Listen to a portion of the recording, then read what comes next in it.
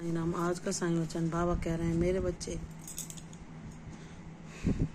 अब तुम इतने ज्ञानवान बनो कि कोई तुम्हें छल ना सके, कोई तुम्हें बार बार दुख पहुंचाने की चेष्टा ना कर सके।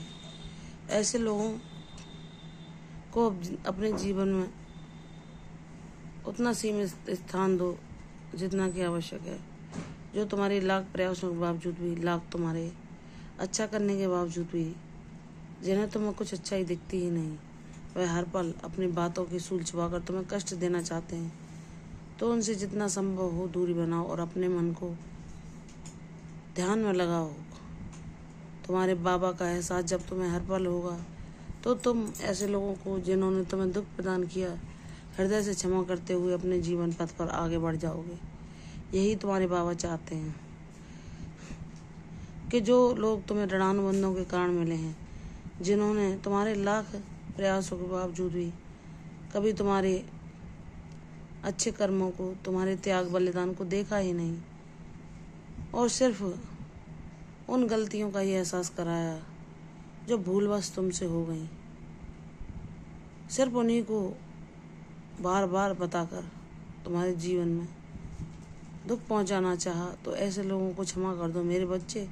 जिसके पास जो होता है वह वही देता है। जैसे तुम्हारा हृदय दया और करुणा सेवा से परिपूर्ण है, तो तुम जिसने तुम्हारे साथ कितना ही बुरा किया हो, उसको भी दुख में देखकर तुम पल में पिघल जाते हो और उसके सुख के लिए भी प्रयास करते हो। उसको हर उस गलती के लिए क्षमा कर देते हो जो उसने तुम्हारे साथ की, और हृदय से उसे क्षमा करके उसके जीवन में भी तुम सुख और शांति अपने बाबा से मांगते हो। तो मेरे बच्चे, यह महानता मैंने ही तुम्हें सिखाई है। मैंने ही तुम्हें दया करुणा सेवा भाव जगाया है तुम्हारे हृदय में। तुम्हारा हृदय सबके लिए जो प्रेम रखता है, वह हर किसी के दिल में आ पाना संभव नहीं। वह बाबा के ही बच्चे होते हैं, वह दैवी ऊर्जा वाले ही बालक होते हैं जो लोगों की बुराइयां न देखकर सिर्फ अच्छाइयां देखते हैं और सबके साथ अच्छा करते हैं। क्योंकि बाबा ने उनके हृदय में दया, करुणा, प्रेम, बलिदान, त्याग, ये भावनाएं कूट कूट कर भरी हैं जो उन्हें सबसे अलग बनाती हैं। क्योंकि अधिकांशतः आज के समय में लोग स्वार्थ सिद्धि में लगे रहते हैं। उन्हें किसी के सुख दुख से कोई कुछ नहीं लेना होता।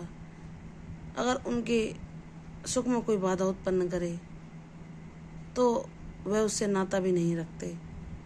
ऐसे आजकल के लोग हैं जो दूसरों के उपकारों को भी भूल जाते हैं और अपने सुखों के प्रति ही प्रयत्नशील रहते हैं, अपने साधनों को बढ़ाने में लगे रहते हैं। दूसरे को सुख पहुंचाने में उन्हें कोई आनंद नहीं आता, क्योंकि उनका जीवन स्वार्थ, लालच, लोभ, मोह ऐसे अवगुणों से भरा हुआ है जिन्हें बाबा ने तुमसे हमेशा दूर रखा है। मेरे बच्चे, तुम सोचते हो कि तुम इस जमाने में सबसे अलग क्यों हो, तुम भीड़ से अलग क्यों हो, तुम उन जैसा नहीं सोचते, तुम उन जैसे नहीं हो। चाहे तुम्हारे लिए कुछ भी ना बचे, लेकिन तुम दूसरों की मुस्कान के लिए हर पल प्रयत्न करते रहते हो। तुम अपने सुख दुख के बारे में कभी नहीं सोचते। तुम चाहे कितने कष्ट में भी ना हो और तुम्हारे सामने कोई दुखी इंसान आ जाए जिसको तुम्हारी मदद की ज़रूरत हो, तो तुम कभी पीछे नहीं हटते। मेरे बच्चे, यह गुण तुम्हें तुम्हारे बाबा से मिला है। उनकी कृपा के बिना कोई यह नहीं पा सकता। कोई दूसरों को देना नहीं सीख सकता, कोई दूसरों के लिए जीना नहीं सीख सकता। तुम तो परम सौभाग्यशाली हो कि तुम्हारे अंतकण में बाबा विराजते हैं, जो तुम्हें किसी भी जीव को कष्ट में देखकर तुरंत उसको सहायता पहुंचाने के लिए प्रेरित करते हैं। तुम अपनी वाणी से, कर्मों से, अपने प्रयासों से सबको सुख पहुंचाने का प्रयत्न करते ही रहते हो।